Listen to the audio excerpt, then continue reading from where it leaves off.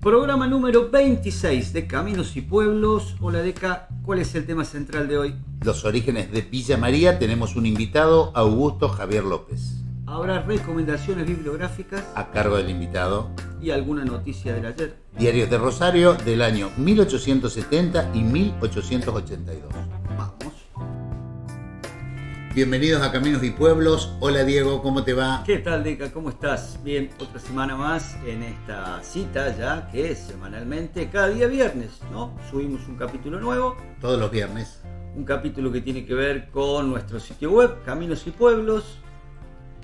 El lugar donde van a parar todas nuestras investigaciones, los orígenes de muchas ciudades de Córdoba, Santa Fe. Por suerte se van sumando, además de otros trabajos que venimos realizando. ¿Desde qué año? Desde el año 2016-2017. Den una vuelta por caminosypueblos.com.ar para ver de qué se trata y ayudarnos a difundir estos trabajos, el nuestro y de tantos otros historiadores, ¿no? Fundamentalmente todos los historiadores, todos esos trabajos que fueron construyéndose durante años y ahora pueden estar dando a la luz o pueden estar siendo visibilizados, ¿no? Muy importante para nosotros, los historiadores o aquellos que nos gustan la historia, que por ahí estamos solos en alguna localidad, y tener un lugar donde difundir es fundamental. Exactamente. Deca, hoy tenemos un programa que va a contar el origen de una ciudad muy cercana a nosotros. Estamos transmitiendo desde Marcos Juárez. ¿Y hacia dónde nos vamos? Los orígenes de Villa María. ¿Querés que nos ubiquemos geográficamente para que la gente que no sea de Córdoba fundamentalmente entienda de qué estamos hablando? Villa María, entre medio de Rosario, Córdoba, cerquita de Río Cuarto también. Y una ciudad ribereña sería, pegada al río. En el caso de Villa María, ahí al lado de Villanueva, los separa o los une el río Tercero, el río Talamochita. Exacto. Y de esto vamos a hablar con gente que sabe. ¿Querés que lo presentemos formalmente? Dale, presentamos a nuestro invitado, Augusto Javier López, nacido en Villa María. Actualmente trabaja en el Archivo Histórico Municipal de esa ciudad, es docente de historia en los niveles medio y superior, preside el Instituto Municipal de Historia de la ciudad e integra y coordina proyectos de investigación de la Universidad Nacional de Villa María. Ha participado en la creación de los museos municipales, ferroviarios y Malvinas Argentinas. Seguramente va a ser una interesante charla, te dejo con él. Dale, Diego, vamos. Hola Augusto, gracias por participar en nuestro programa Caminos y Pueblos. Hola Héctor, hola Diego, un placer compartir este momento con ustedes, ahora no ya como espectador, sino como invitado. Bien, bueno, hoy lo que pretendemos con vos es hacer una charla sobre un libro de tu autoría, titulado El ferrocarril en Villa María, una mirada sobre su auge y declive de la ciudad. Todo para tener en contexto, todo comienza allá con el proyecto de Campbell de 1855, el trazado del ferrocarril, un nuevo punto desplazado de Villanueva, bueno, y ahí comienza todo. Este trabajo se enmarca en una investigación realizada para sustentar históricamente la creación de un museo ferroviario municipal, el Museo Ferroviario Municipal de Villa María. Cuando se planteó la creación de este museo, se realizó una investigación histórica para sustentar históricamente su creación, es decir, ¿por qué un museo ferroviario municipal en Villa María? Y se realizó esta investigación que derivó en esta publicación. Esto en primera instancia. Villa María es una ciudad que no puede comprenderse históricamente, la historia de Villa María no puede comprenderse sin el ferrocarril. ¿Por qué? Porque el ferrocarril estuvo presente en el surgimiento, en la consolidación y en el desenvolvimiento de la ciudad con múltiples derivaciones. Y yo partiría de un cuestionamiento que es anterior a Villa María y que trasciende a Villa María. ¿Por qué un ferrocarril entre Córdoba y Rosario? Y después, ¿por qué una estación en Villanueva. Brevemente, a partir de 1850 en Latinoamérica se instituye un modelo económico que es el modelo agroexportador o primario exportador, que pretendía que las economías latinoamericanas y dentro de estas la economía argentina se volvieran centros productivos y exportadores de materias primas y alimentos. En ese marco se vuelca una inversión muy importante en el continente, mayormente externa, y la mayor parte de esa inversión se orienta a armar una red de comunicaciones y transportes, y particularmente ferroviarios. Los ferrocarriles tenían un objetivo muy concreto: vincular campos y puertos, es decir, núcleos de producción primaria y centros de intercambio internacional. Por eso, el primer ferrocarril interprovincial, que es el Ferrocarril Central Argentino, interprovincial, no el primero en Argentina, pero el primero que involucra más de una provincia, se construye para vincular Córdoba y Rosario. Pero porque este modelo económico era un modelo que tenía que servir a los estados europeos industrializados o en vías de industrialización, esos alimentos y esas materias primas que se exportaban a Europa, después debían volver ya con un proceso de industrialización como manufacturas para venderse y para consumirse a partir de esto en las economías latinoamericanas. Por eso los ferrocarriles también conectan ciudades como mercados de consumo manufacturero. Conectan esto, es decir, campos, puertos y ciudades, y se rompe la estructura colonial en materia de comunicaciones y transportes que respondía a otros criterios. Bueno, a partir de 1863, un ferrocarril interprovincial para conectar Córdoba y Rosario. A partir de un proyecto realizado anteriormente, como mencionaste, Héctor, por Alan Campbell. Ese proyecto se siguió en 1863, derivó, maduró en el Ferrocarril Central Argentino, y una estación clave intermedia de ese ferrocarril, que tenía dos terminales, como dijimos, Córdoba y Rosario, fue la estación que se proyectó en Villanueva, en la pedanía Villanueva. Discúlpame, Augusto, ahí como para el que nos esté mirando, aclaremos que lo que es Villanueva y actual Villa María lo separa un río, que para todos es el río Tercero, que en realidad es el río Calamuchita, y que por qué era importante que el ferrocarril pase al norte del río y no al sur. Así es. El Ferrocarril Central Argentino proyectó una estación intermedia a la altura de Villanueva, pero no en Villanueva.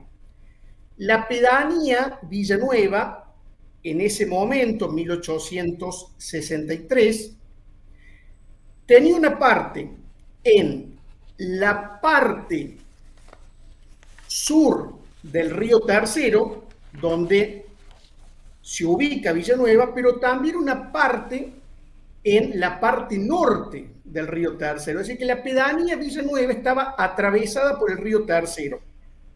Un sector de la pedanía se encontraba en la parte norte, donde ahora está Villa María, y otro sector en la parte sur, donde ya se encontraba Villanueva. El Ferrocarril Central Argentino fue proyectado en el sector norte, donde ahora está Villa María. En ese momento eso era pedanía Villanueva. ¿Y por qué se proyectó una estación ferroviaria clave, estratégica, a la altura de Villanueva? Por la importancia que ya tenía Villanueva como centro de comunicaciones y de transportes en la coyuntura colonial. Tiene una ubicación estratégica, por eso una estación. Aparte de eso, un río cuya agua es de muy buena calidad en ese sector, en esa parte. Y después, recursos naturales. Es un núcleo agropecuario muy importante. Bueno, esas tres condiciones coincidieron y motivaron que se proyectara una estación a la altura de Villanueva. Ahora, ¿por qué el ferrocarril no atravesó el río Tercero? ¿Por qué la estación no se ubicó en Villanueva, que ya era una ciudad consolidada para 1863 o para 1867, cuando se construye, cuando se materializa?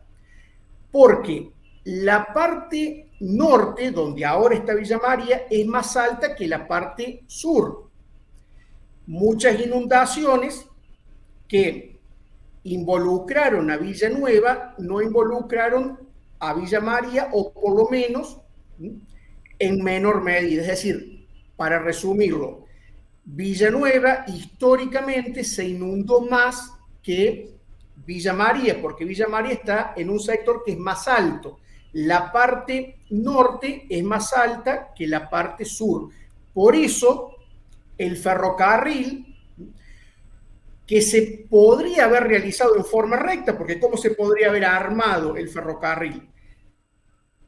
En forma recta, es decir, uniendo con una recta Córdoba y Rosario. Se aparta, hace una curva en esa zona para prácticamente tocar el río Tercero de vuelta, porque el agua era muy importante en ese momento para las locomotoras. Tenían que surtirse de agua, pero era conveniente que la estructura ferroviaria estuviera en la parte norte de vuelta, porque es más alta que la parte sur.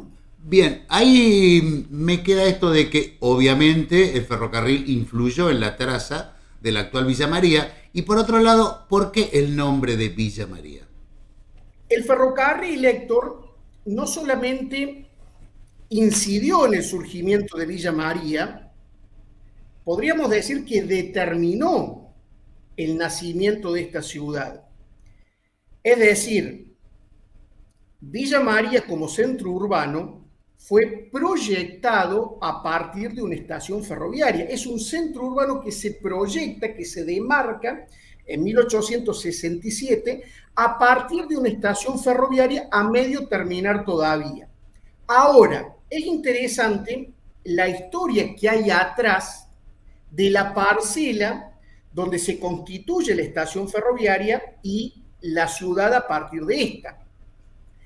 En 1861, Manuel Anselmo Ocampo, un hacendado bonaerense que integraba la élite nacional, la élite argentina, muy bien vinculado, tenía, por ejemplo, vinculaciones muy importantes con Sarmiento, compra la estancia donde surgió Villa María.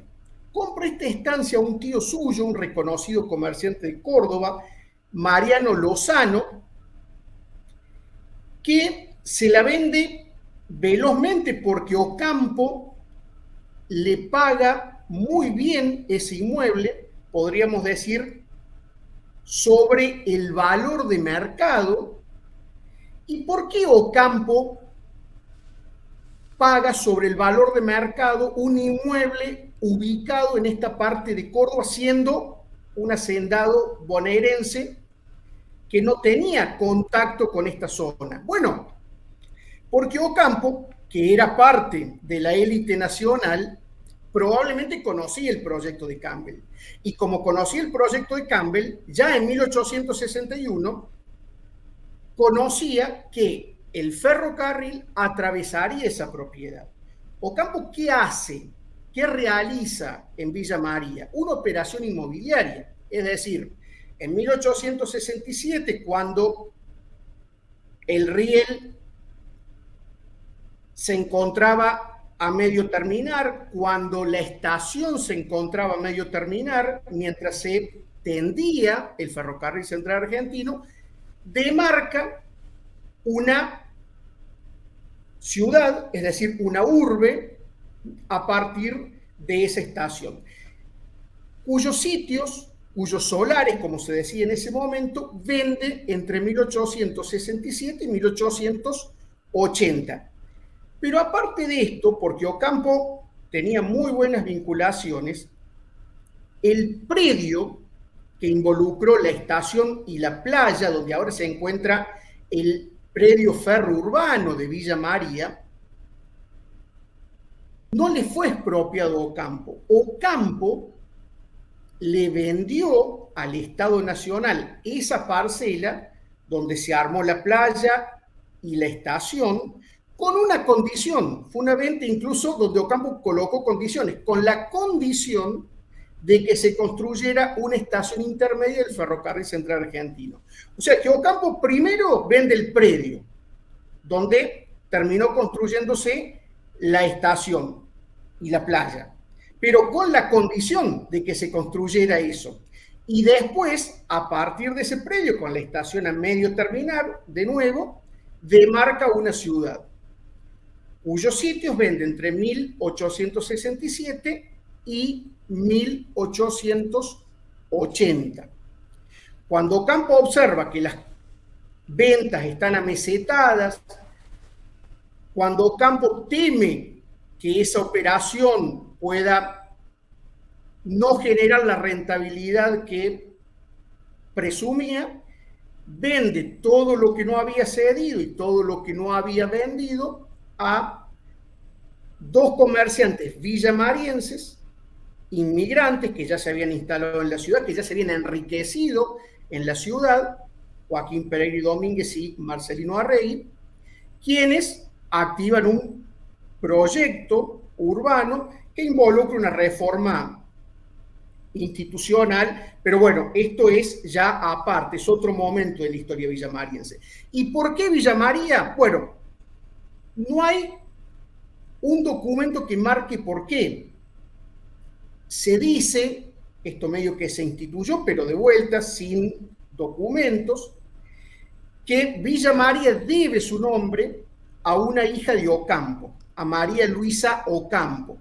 Pero también hay otras versiones alternativas porque son minoritarias, que dicen que esto podría responder a la devoción mariana, es decir, a María, la Virgen, la Madre de Jesús, que hay y que es muy marcada y que se ve con oratorios y que se ve con templos en esta zona de la provincia de Córdoba. Bien, como venís describiendo, o sea, ya desde un principio Villa María va a ser un centro o un núcleo ferroviario muy importante.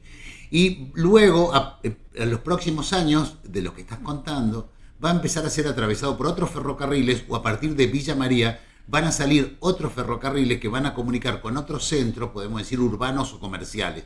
¿Podés también estar describiéndonos eso, Augusto? Así es.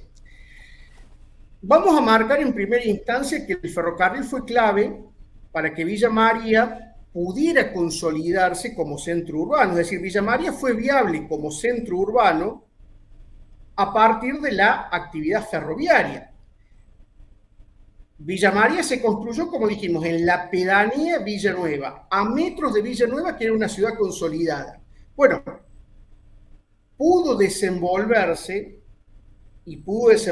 como se desenvolvió, creciendo más que Villanueva incluso, a partir de la actividad ferroviaria, que activó y desenvolvió otros sectores, como el comercio y como la agricultura. Pero como decíamos anteriormente, a partir de la economía agroexportadora, con la instalación de la economía agroexportadora, cambia la estructura de comunicaciones y transportes. En Argentina, las rutas, las autopistas, se estructuran a partir de los ferrocarriles, es decir, la estructura colonial creada para vincular en esta parte de América, Lima y Buenos Aires, se desintegra, o por lo menos se altera sustancialmente, estructuralmente, a partir de la economía agroexportadora. Surge otro modelo de comunicaciones y de transportes, y Villa María en ese marco se convierte en un centro, en un nudo vial y comunicacional. Porque complementando los servicios ferroviarios, se instalan servicios como, por ejemplo, teléfonos, como por ejemplo antes de estos telégrafos, servicios postales.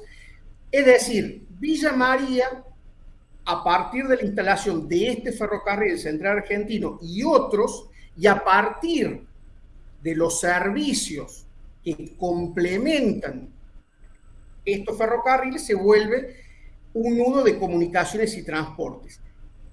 Respecto a los servicios ferroviarios, bueno, a partir de 1870 y concretamente entre 1871 y 1873, se construye el ferrocarril andino. Un ferrocarril, es un caso particular, realizado, concretado con capitales nacionales. El ferrocarril andino se realizó para vincular Villa María y Cuyo, y a partir de Cuyo, Argentina y Chile. El ferrocarril andino se construyó, por lo menos en la parte que comprende Villa María y Río Cuarto, entre 1870 y 1873. Después, esto es a partir de 1891, se construyó el ferrocarril Villa María a Rufino. Ese era el nombre que tenía. Bueno, este ferrocarril que ubicó a Villanueva finalmente en la red ferroviaria argentina se inauguró en 1891 y quedó integrado en 1900 a otro ferrocarril, el ferrocarril Buenos Aires al Pacífico. Como el ferrocarril andino, a partir de 1900 quedó integrado al ferrocarril central argentino. Y finalmente, a partir de 1904, Argentina, que ya venía extendiendo su red ferroviaria, desenvuelve otras partes, y Villa María en particular queda conectada con San Francisco. Es decir, se construye o se termina el trayecto Villa María-San Francisco, que comprendía que era parte de un ferrocarril, que era el ferrocarril francés de la provincia de Santa Fe. O sea que terminan convergiendo en la ciudad 4 ferrocarriles interprovinciales: Central Argentino, Andino, Villa María a Rufino y, como dijimos, Francés de Santa Fe o Francés. Interesantísima la historia de Villa María y de un poco de Villanueva, porque también nos acercó algunos datos. En profundidad en algún otro momento estudiaremos esa localidad. Es muy rica su historia y muy rico lo que el ferrocarril aporta a la ciudad. Por eso creo que vamos a tener en el próximo programa una segunda parte para que Augusto nos cuente esta relación entre el ferrocarril, los barrios y lo que tiene que ver con la característica de la sociedad. Sí, necesitamos profundizar un poco más en esa temática para entenderla mejor. Y bueno, Augusto sabe bastante del tema. Como Augusto es el que sabe, también le pedimos que hiciera las recomendaciones bibliográficas, ¿no? En este caso, entonces, a cargo del invitado. Bien, bueno, sin ser autorreferencial. A pedido mío fue, a pedido mío. Por sugerencia de ustedes, la publicación con la que estructuramos esta entrevista, El ferrocarril en Villa María, una mirada sobre su auge y declive en la ciudad. Publicación, de nuevo, que se concretó en 2019 cuando se inauguró el Museo Municipal Ferroviario, porque la investigación que derivó en esta publicación, como decía inicialmente, se realizó para sustentar históricamente la creación de ese museo. ¿Por qué un museo ferroviario municipal en Villa María? El segundo trabajo, la segunda recomendación, es una publicación de Bernardino Calvo, ya a esta altura un clásico en Villa María. Es un trabajo que desenvuelve la historia de la ciudad entre 1867 y 1967. Y un trabajo interesante porque trasciende lo político para desenvolver lo económico, lo social y lo cultural. Y para terminar, porque Villa María, la historia de Villa María no puede comprenderse sin Villanueva, sin la historia de Villanueva, Historias de Villanueva de Luciano Pereira. Nuevos libros que se suman a nuestra biblioteca virtual. Y no se pierdan el próximo capítulo de Caminos y Pueblo, donde también vamos a meternos más a fondo en estos orígenes ferroviarios de la Gran Villa María, una ciudad que creció en los últimos 20 años, yo creo que muchísimo, ¿no? Deca, le recuerdo a la gente que nos está viendo por el canal de YouTube Triple Media Contenidos, recuerden suscribirse, visitar, compartir cada uno de nuestros episodios y investigar un poquito más acerca de todo lo que venimos haciendo durante estos años. Pero debemos ir con las columnas fijas del programa, porque llega el momento del historiador que se la pasa leyendo diarios viejos. Diario La Reforma, 17 de noviembre de 1870. Ferrocarril a Río Cuarto. El 25 del corriente van a inaugurarse los trabajos del ferrocarril a Río Cuarto, que partirá de Villanueva. Para presidir ese acto, el ministro del Interior, doctor Vélez Sarsfield, ha sido nombrado en representación del presidente de la República. De un día a otro tendremos, pues, en el Rosario, de paso para Villanueva, el señor Vélez Sarsfield. Recuérdese que para la época, si venías de Buenos Aires, tenías que tomar un barco a vapor, de Buenos Aires a Rosario, desembarcabas ahí, tomabas el ferrocarril, llegabas hasta Villa María para luego cruzar a Villanueva. Largo el viaje, ¿eh?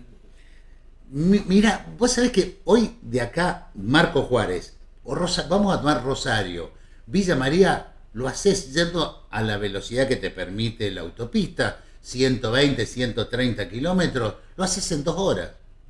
Imagínate todo el periplo que había que hacer en esa época para estar llegando hasta Villanueva. Sí. Se han acortado muchísimo los tiempos, se han acelerado muchísimo los medios de transporte y a veces parece que todavía parece largo. Nos parece largo, una locura total. Sí. Y cambiamos de diario, El Independiente. 21 de enero de 1882. De Villa María a Villanueva. La población agrupada alrededor de Villa María, estación del Ferrocarril Central Argentino, se encuentra separada de la de Villanueva por el río Tercero, que en cierta época del año suele traer bastante agua. Para cruzarlo existe una maroma que la corriente arrastra algunas veces. Este medio de locomoción no es muy seguro. El modo de salvar este inconveniente es la construcción de un puente, y eso se pretendió hacer durante la administración Sarmiento. Están hablando sin duda del gobierno de Domingo Faustino Sarmiento como presidente de la Nación, ¿no? El departamento de ingenieros fue encargado de practicar los estudios y encargar el puente a Europa. Llegó algunos meses después y resultó inútil. Era corto. Quedó abandonado en la barraca y más tarde, creemos, fue empleado en otro río. Frente al camino y en el mismo centro del río existe una isla que será utilizada ahora por don Domingo Alberti para la construcción del puente que propone entre Villa María y Villanueva. En la propuesta presentada en el Ministerio del Interior se compromete a componer el camino y tender el puente, siempre que se le permita cobrar el peaje que el gobierno fijó por el término que acuerda la ley de la materia. Los planos y presupuestos de la obra acompañan a la propuesta que hoy se encuentra a informe del Departamento de Ingenieros. Muchísimas cosas acá. Bueno, la maroma primero. Eso te La iba a mayoría no debe saber lo que es la maroma. Nosotros en la revista de Caminos y Pueblos que hicimos en la línea que va de Montevideo, Riville, Cruz Alta, Los Urgentes, Saladillo, presentamos lo que era una maroma, lo había hecho en su trabajo Hilda Schiavoni y lo podemos estar mostrando acá si te parece. Acá se ve una mujer cruzando en la maroma, eran 2 puntos fijos, uno de cada lado del río, obviamente, y con una cuerda tensada, que era arrastrada por una argolla desde una de las puntas. Luego volvía por sí sola porque tenía una inclinación. La pendiente ayudaba a la vuelta. Claro, exactamente. Pero como decía el artículo, para nada seguro, por lo que se ve, ¿no? No, debe de haber sido muy, muy jodido. Solo para valientes. Solo para valientes o para cuando el río estaba crecido, pero muy calmo, cosa que no ocurre mucho porque, bueno, el río viene con bastante corriente siempre hasta Villa María, y en Villa María es donde se convierte en un río más de llanura, más ancho, más tranquilo, y de ahí para adelante, bueno, luego en la zona de Belleville se vuelve a encajonar y por ahí cobra velocidad. Bueno, un río lindo de trabajar, un río hermoso. Sí, uno de los más lindos. El tema del puente que quedó corto también es una noticia para destacar. Sí, una noticia totalmente para destacar. Y bueno, y la necesidad, imagínate, de construir un puente para pasar de una localidad a otra. Para ese tiempo, Villanueva era una ciudad muy importante porque es mucho más antiguo, como lo expresa ahí Augusto, mucho más antiguo que Villa María, y bueno, y es donde pasaba el antiguo camino de las mensajerías. Y otras localidades que tienen una relación con el río problemática. Otra ciudad que tiene, como decís vos, problemática porque también lo expresó Augusto, que es una zona que a veces se inunda. Cuando hay creciente, todas esas localidades a la ribera del río Carcarañá se solían inundar. Bien, nos queda mucho de Villa María, sobre todo porque queremos conocer la relación en ese nacimiento que nos contaba Augusto con el ferrocarril y lo que después significó el ferrocarril para la ciudad, que lo vamos a ver en el próximo capítulo, ¿te parece? Perfecto, no se pierdan el próximo capítulo entonces, quedan enganchados. Les agradecemos como siempre a la gente de la Municipalidad de Marcos Juárez, al Estudio Volati, a la Cooperativa Alborada, que nos ayudan a sostener toda esta estructura. Y los invitamos a que se suscriban al canal, que compartan nuestros videos, que nos ayuden a difundir, que visiten nuestras redes sociales. Esta semana hemos tenido visitas que tienen que ver con el programa que viene también. Sí, muy interesante. Ya le vamos a comentar, así que no se lo pierdan. Bueno, a todos, a todas y todos, muchas gracias por el acompañamiento.